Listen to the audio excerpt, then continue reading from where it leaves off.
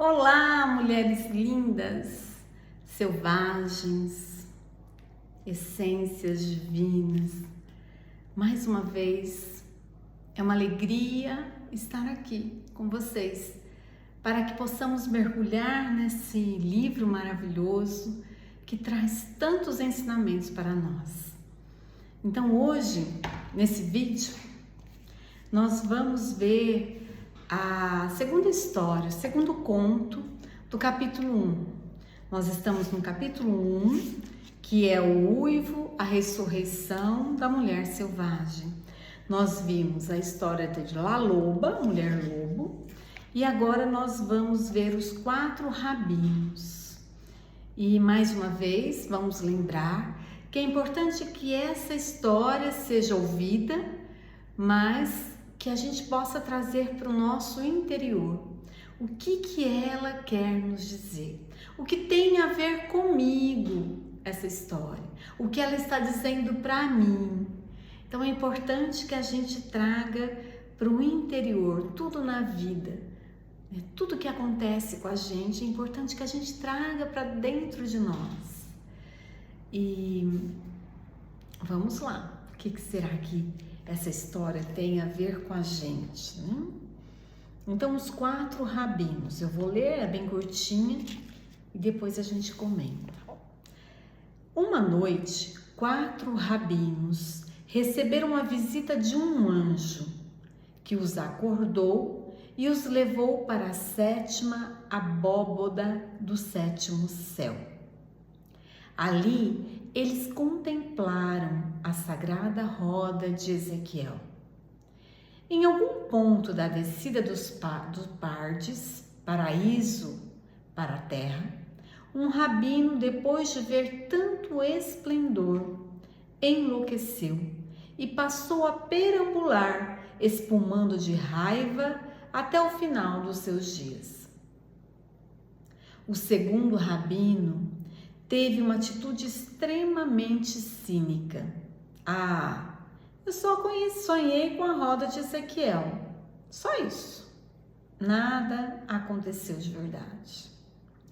O terceiro rabino falava incessantemente no que havia visto, demonstrando sua total obsessão. Ele pregava e não parava de falar do projeto da roda e no que tudo aquilo significava. E dessa forma, ele se perdeu e traiu sua fé. O quarto rabino, que era poeta, pegou uma flauta, sentou-se junto à janela e começou a compor uma canção atrás da outra, elogiando a pomba do anoitecer, sua filha no berço e todas as estrelas do céu. E daí em diante, ele passou a viver melhor. Então, nós temos 4 exemplos do que significa este mergulho no interior.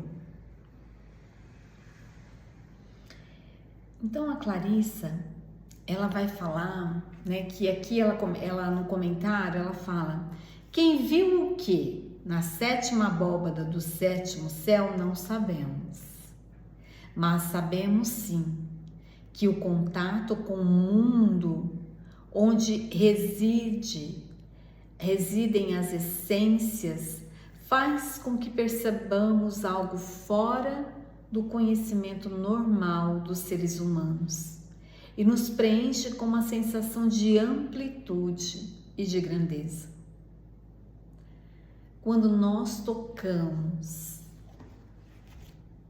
a nossa essência divina, a nossa força interna, aqui ele estava demonstrando como que nós podemos conduzir isso, esse conhecimento interno. Muitas pessoas, quando acessam essas potências internas, né, ficam presas nesse nesse submundo, né? Vamos pensar assim, tem aquele mito, né? Do arquétipo da Perséfone, que faz esse mergulho aí, né? Pro submundo. Então, tem muitas pessoas que se perdem com isso, ficam presas, não conseguem viver, porque uma coisa é você estar ali, se conectar com essa essência divina, com esse poder interno, e você trazer isso para o mundo, na sua vivência, na sua vida. Muitas pessoas, quando têm um acesso à espiritualidade, elas ficam presas naquele mundo. Então, por exemplo, pessoas que às vezes vão, eu quero ter contato com a espiritualidade, mas eu vou ali viver como um monge numa caverna. Mas só você com você é fácil. Você isolada do mundo é fácil. O difícil é você trazer estas potências, esta luz interna nas relações, na sua vivência, né? Você conseguir se calar quando precisa, você ter sabedoria de lidar com situações difíceis do dia a dia e não se isolar. Então, o primeiro rabino, ele fica meio louco, né? Ele não consegue mais voltar para a realidade do mundo. O segundo rabino, ele dá um de cínico, né? Ele finge que não vi nada, não. Isso aí é coisa, é bobeira, né? Eu quero mais viver a vida, né? Eu quero mais curtir a minha vida. A vida é curta, deixa eu curtir. Não quero mergulhar nesse mundo interior, não quero ter contato com a espiritualidade. Para quê? Eu quero sair, me divertir, beber, badalar, né? Quantas pessoas estão nessa situação? E o terceiro, ele fica meio obsessivo, assim, né? Com uma obsessão. Então, ele quer converter todo mundo. Ele teve acesso a essas potências internas, então ele sai querendo descer goela abaixo para todo mundo, aquilo que ele viu, aquilo que ele aprendeu. E querendo forçar as pessoas, né? Querendo mudar o mundo, esquecendo de mudar a si mesmo, né? Também tem muitas pessoas nessa situação na vida, né? Agora, o quarto rabino, ele traz aquilo que ele viu, a experiência que ele viveu, ele traz para a vida dele, né? Então ele vai fazer uma poesia, ele é um poeta, né? Ele pega uma flauta, ele compõe uma música e através desta música ele vai poder oferecer para o mundo o que é de melhor que ele viu na sua essência. Ele vai cantar, compor uma canção, né? Através para a filha, ele vai ver a filha no berço, quer dizer, ele vai viver a vida dele e levar aquilo que ele aprendeu, essa luz que veio para o externo, né? Vai transbordar esta luz interna, a sua essência divina, né? Então essa história nos traz assim uma reflexão para que a gente possa prestar atenção, né? Como estou agindo a partir dessa experiência, né? De mergulhar para o meu interior, a minha relação com a espiritualidade, como é que tá? É muito interessante, assim, eu na minha jornada, quando eu comecei nesse mergulho, né, nas formações em constelação, eu queria que todo mundo entrasse nessa, né? Eu queria que todo mundo sentisse o que eu estava sentindo, né? E não era assim. Cada um tem seu tempo também. E a gente tem que respeitar isso. Hoje eu aprendi, né? E então a gente pode sim mostrar para o mundo, mas é muito mais através da conduta, através da nossa vivência, porque aí a gente contagia o outro, né? Então é importante a gente ter essa percepção. Deixa eu ver mais o que eu anotei aqui em relação a essa história. Então, Jung, ele vai falar que é a melhor maneira da gente olhar, né, vivenciar esse inconsciente profundo, sem exageros, sem fascínio, né? Realmente viver, trazer para a vida aquilo que a gente acessa, né? Não se supervalorizar, né? E também tem muitas pessoas que quando fazem esse mergulho saem feridas, né? É muito importante que a gente tenha respeito com a gente mesmo, né? Que vá devagar.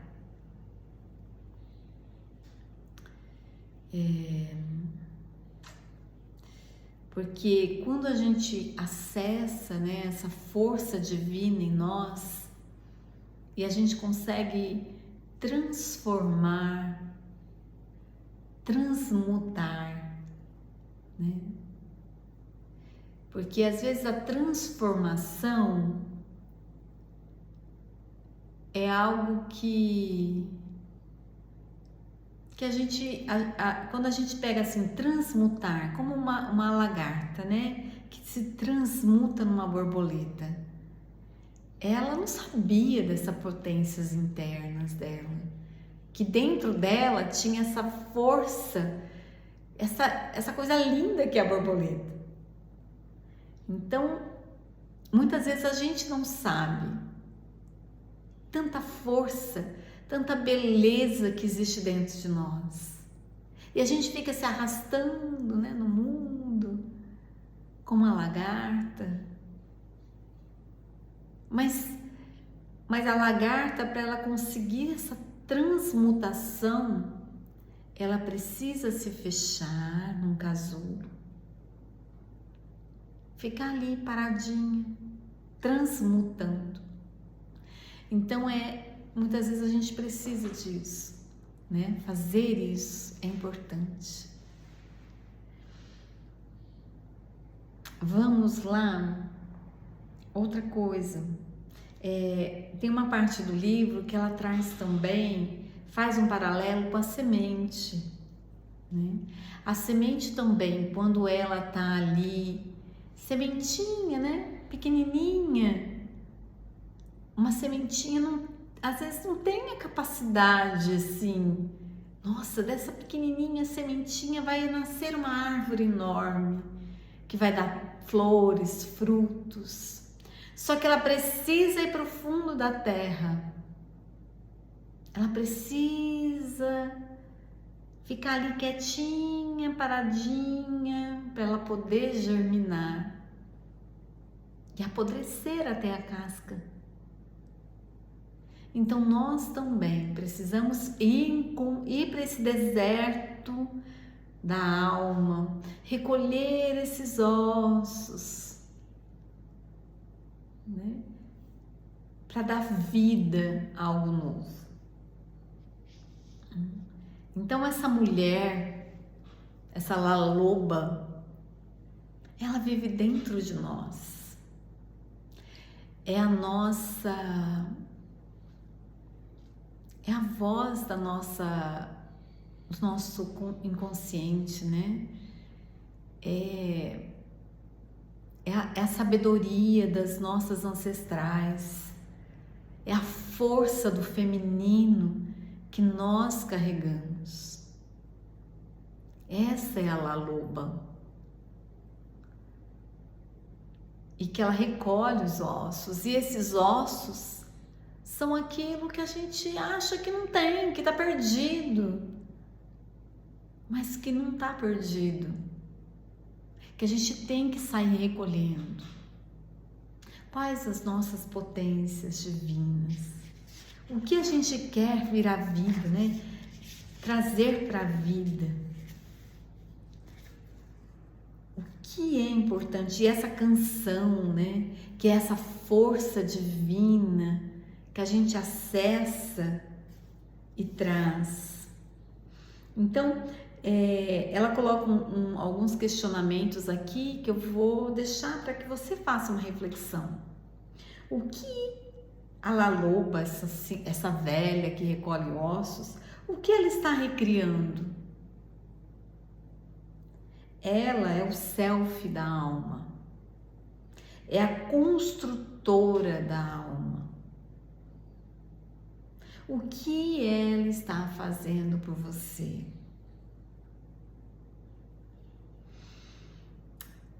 Então vamos fazer uma reflexão. O que acontece com a voz da minha alma? Por que às vezes eu me sinto assim, tão perdida, tão vazia, tá faltando alguma coisa? Às vezes é esse mergulho interno, é recolher esses ossos, né? Quais são os ossos enterrados na minha vida?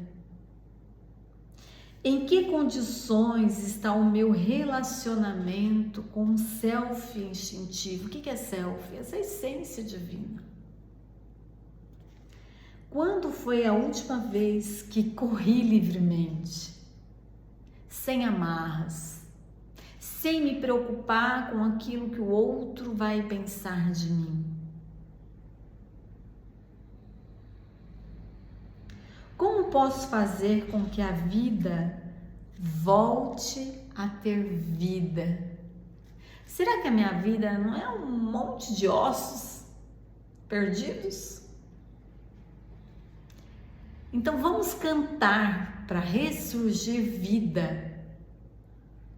Vamos buscar na essência da nossa alma essa força divina que vem através da simbologia desse canto, para fazer com que esses ossos que estão perdidos, que são essa força interna, e que nós deixamos esquecido no deserto da alma, eles possam ressurgir e formar novamente essa mulher selvagem maravilhosa, que tem medo, mas que sabe lidar com medo. Que tem insegurança, mas sabe lidar com a insegurança. Que tem raiva, mas sabe lidar com a raiva. As angústias. Então, esta mulher instintiva, selvagem, ela sabe lidar com as situações da vida. E ela está aí, dentro de você, perdida. Então, para onde foi esta Laloba, esta mulher, esta velha, sábia, que você carrega aí também? Então fica aí a reflexão deste capítulo 1, da gente mergulhar nesse deserto interno, recolher esses ossos, mas ao mergulhar por esse deserto, fazer como o quarto rabino, transformar em música, em poesia, em vivência, toda a experiência que a gente viver internamente. Quando a gente acessa esse divino em nós, nós podemos trazer à luz esta força, recolher esses ossos, essas potências internas, dar vida a esta mulher livre, feliz, que você já é. Este é o convite deste primeiro capítulo. Um beijo no coração, muita luz na tua vida. Eu te vejo no segundo capítulo. A tocaia ao intruso, o princípio da iniciação, o Barba Azul. Um beijo, até lá.